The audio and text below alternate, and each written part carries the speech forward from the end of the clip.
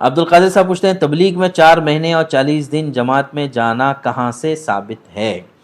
دیکھیے، تبلیغ کے جو 4 مہینے 40 دن 3 دن کچھ چیزیں وہ ہوتی ہیں جو قرآن حدیث سے ثابت ہوتی ہے، جو مقاصد میں سے کچھ چیزیں وہ ہوتی ہیں کہ جو اس مقصد تک پہنچنے کا ذریعہ ہوتی ہے۔ تبلیغ والوں کا اصل مقصد ہے ایمان کی محنت اور ایمان پر لانا۔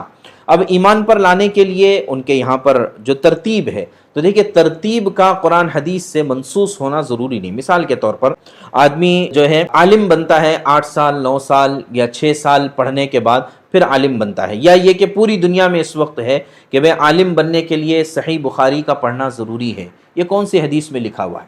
بھئی یہ ترتیب ہے۔ اصل تو قرآن حدیث کو سمجھنا ہے، اس کو سمجھنے کا یہ ذریعہ اور یہ راستہ ہے۔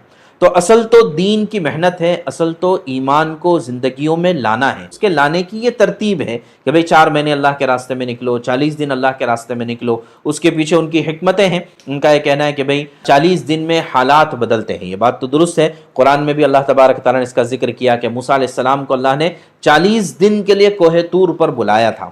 اسی طرح ماں کے رحم میں جو بچے کے حالات بدلتے ہیں وہ 40 دن میں بدلتے ہیں۔ تو 40 دن آدمی یکسوئی کے ساتھ کوئی ایک کام کرتا رہے یا ایک اچھے ماحول میں رہے تو اس سے اس کے اندر کے حالات بدلتے ہیں۔ تو لہٰذا ترتیب کا قرآن حدیث سے ثابت ہونا ضروری نہیں ہے، مقصود جو ہے اس کا قرآن حدیث سے ثابت ہونا ضروری ہے۔ تو بھئی ایمان ظاہر ہے کہ مقصود ہے، ایمان لانا فرض ہے، ایمان پر باقی رہنا فرض ہے، ایمان کی دعوت دوسروں تک پہنچانا فرض ہے، تو یہ اصل چیز ہے۔ اصل تو یہ ہے کہ آدمی دین کے کسی نہ کسی کام میں لگے، ترتیب کے مسائل میں الجھتے نہ بیٹھے۔